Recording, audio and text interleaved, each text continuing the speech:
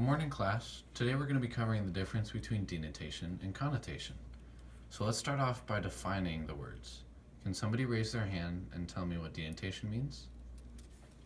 Yeah, I think like the literal meaning of a word. exactly. Good job. The literal meaning of a word. So now that we know what denotation means, can somebody tell me what connotation means? A certain meaning of a word. Yeah, sort of. We could say it's the implied or underlying meaning of a word, right? The implied meaning of a word. So now we know the definitions. Let's move on to some exercises. Let's do this first one together. So for off, a denotation, let's say in terms of placement, we could say that off is away from or at a distance from a place of like what we're speaking of, right? So we can say away from, right? So a connotation for off could maybe be something feels strange, right? Something feels different, because that's the underlying meaning. Strange and different. So now, what would down be for what would the denotation of down be?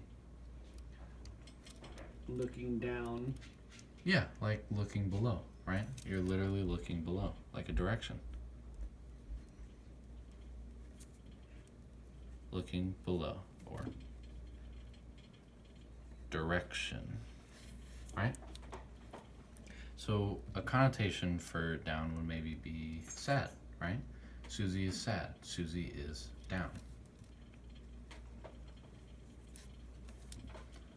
So we could say for use, the next word, a denotation could be to employ for the use of fulfilling a task, right? So we could say employ to complete a goal. Goal. So what would a connotation for use be? Yeah. Like exploiting or taking advantage Yeah. of. Exactly. We could say exploit, because when you use someone, that's like exploiting, so it's an underlying meaning, right? You see? So what about for confident? What would a denotation for confident be? Any ideas? Yeah? Self-assurance. Yeah, exactly. Like you're very sure of yourself. You're self-assured. Self-assured. So a connotation could be, let's say, I'll give you a hint. Like if you're overconfident in yourself, you could be a little Kind of like arrogant or stubborn, right? yeah. Stubborn or arrogant. Stubborn. Exactly. Perfect. So now that we've gone through the exercises, let's move on to the next set. So the positive and negative connotations. We're going to take a look at the same four words, but this time instead of going over the denotations and connotations, we're going to be looking at the positive and negative connotations. Okay? Okay. So first off, we'll do the first one as a class. So for off, a positive connotation could be like you're turning something off, right? Like you mean to say that you're shutting it down, right? So to turn off. Like completing a task? Kind of. So so a negative connotation for off, much like what we went over in the other exercises, it could be like strange, right? Something feels off. So something feels strange. Because strange is usually a negative, right? So how about for down? What would we say a positive connotation would be for down? Maybe like you're... Like looking down? I was thinking more maybe, that's close, but maybe like you're willing to take part in something. Like you're down for something, you're game, right? Oh yeah. You're willing. That was good though. Willing to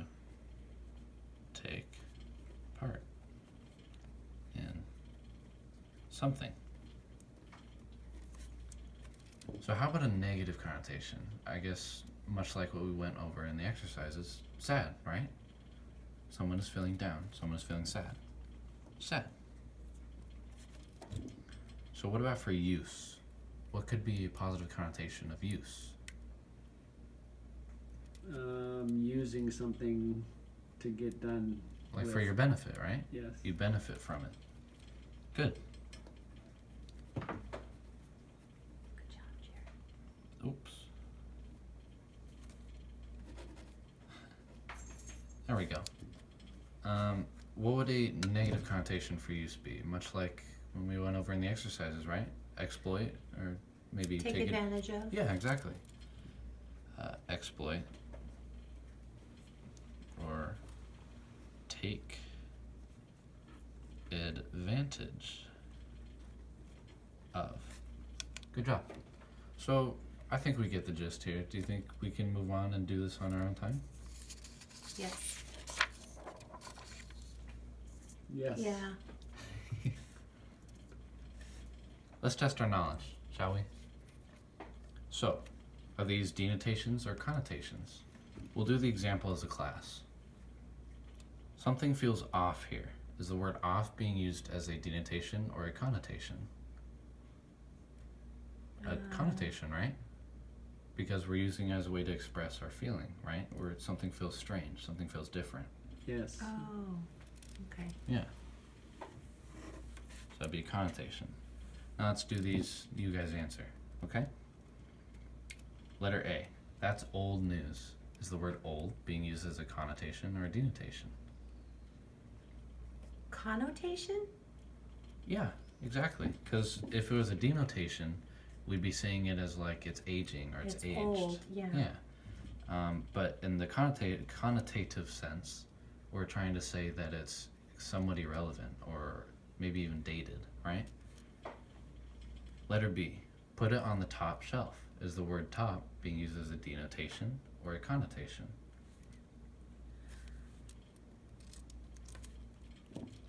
Denotation? Yeah, exactly. Because it's Because it's literally talking about the highest point, right? Good job. Do you have the time? Is time being used as a denotation or a connotation? A connotation.